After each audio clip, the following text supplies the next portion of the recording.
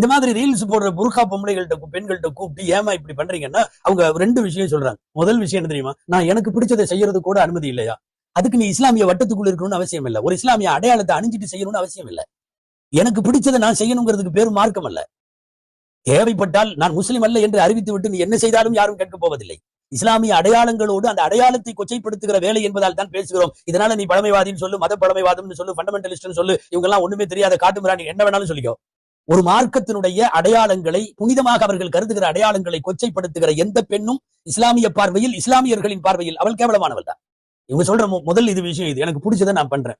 2வது என்ன தெரியுமா? நான் மட்டும் தான் பண்றேனா? அங்க பாருங்க, அங்க நடக்குது, இங்க நடக்குது, அங்க கற்பழிப்பு நடக்குது, அங்க கொலை நடக்குது, இங்க கொள்ளை நடக்குது. ஒரு தீமைக்கு, ஊரில உள்ள தீமைகளை ஆதாரமாக காட்டுவது அசிங்கத்திலும் அசிங்கம், உச்சகட்ட அசிங்கம். ஏன்பா திருடுற? நான் மட்டுமா திருடுறேன்? அங்க பாருங்க, அவர் நிறைய திருடுறாரு, அவர் அவ்வளவு கோடி திருடுறாரு, இவர் இவ்வளவு லட்சம் திருடுறாரு. இது எந்த மாதிரியான மனோபாவம்? நீ ஏன்பா இந்த தப்பை செய்யற? நான் மட்டுமா செய்யறேன்? அங்க பாரு, அதை பார், இதை பார்.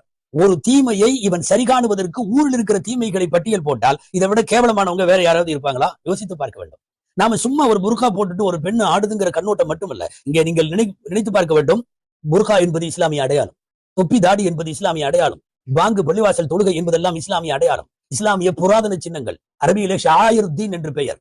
மார்க்கத்தினுடைய புனித சின்னங்களை அவமதிக்கிற வேலையை செய்கிற போது அது யாருக்கு எதிராக இருந்தாலும் பொங்கித்தான் ஆக வேண்டும்.